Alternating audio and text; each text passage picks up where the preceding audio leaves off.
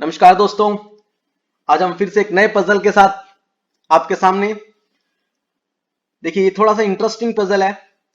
उम्मीद करता हूं आप लोगों ने इसे ट्राई कर लिया होगा। अब हम इसके सॉल्यूशन की बात करेंगे। देखिए ध्यान से, देखिए 1+4 = 5।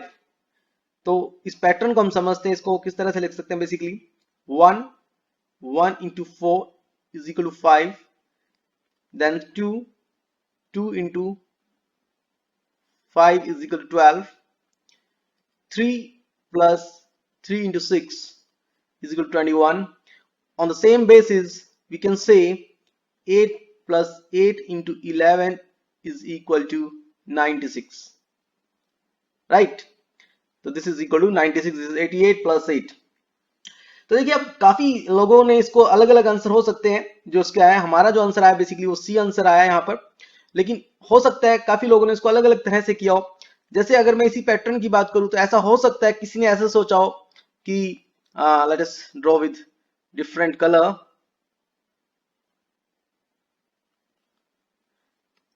हो सकता है किसी ने इसको ऐसे किया हो, दैट इज 1 + 1 × 4 = 5, then 2 + 2 × 5 = 12, 3 + 3 × 6 = 21, और आखिरी में हो सकता है ऐसा क्या हो कि 8 + 4 × 11 =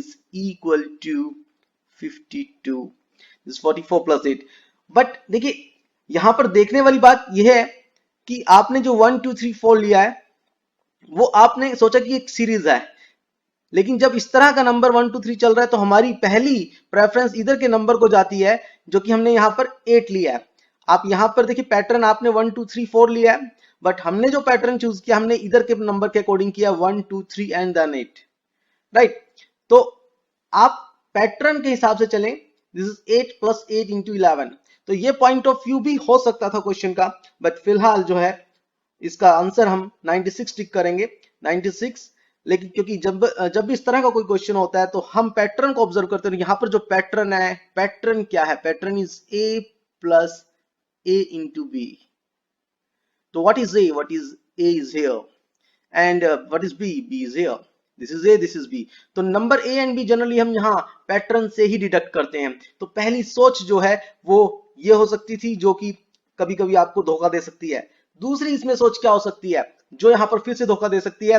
दूसरी सोच ध्यान से देखें। अगर आप, this is 5 + 7 = 12, and then this is 9 + 12 = 21, और अगर इसी तरह से सम करें, दिस इज 21 + 18 19 = 40।